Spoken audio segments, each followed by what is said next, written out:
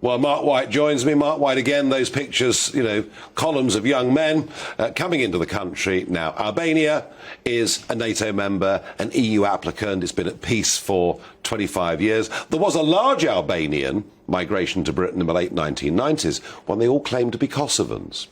And that has been said to be one of the worst cases of nationality switching that we have ever seen. So there is an Albanian community already established in this country.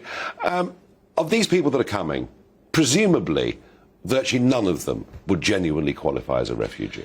Well, if you speak to the UK government, that's absolutely what they believe, that very few of those who are crossing the channel in these small boats from Albania would qualify for asylum. And that's why they want this fast-track system in place as soon as possible. It's going to begin next week. It'll involve some Albanian police officers coming across here. They will help their British colleagues in trying to identify people. They'll gather intelligence, of course, as well, because there's real concerns that a lot of those coming across will enter the criminal underworld.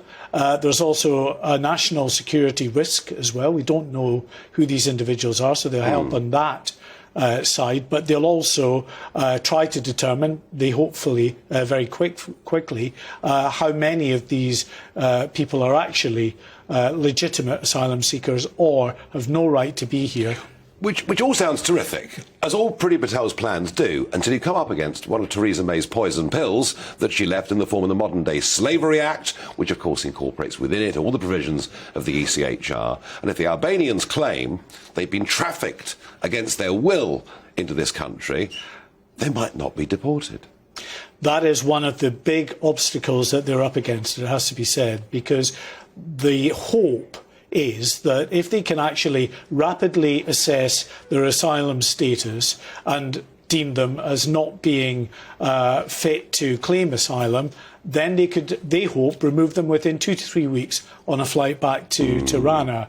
We know, of course, that the immigration lawyers, the human rights lawyers, will challenge those initial decisions. So I think it's very unlikely that anybody is going to be on a flight in 2 to 3 weeks. And then there's this other area, as you mentioned, of the Modern Slavery Act.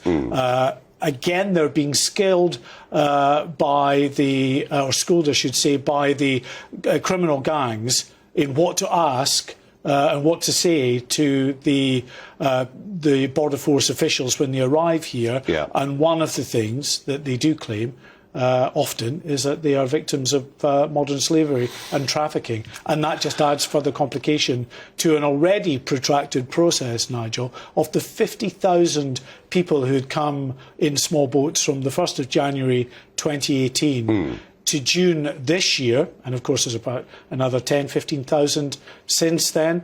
But of those 50,000, just 15% of those people have had their asylum claims processed. Which is not what we hear from several commentators. We hear, oh no, 75% get approved. They don't, do they?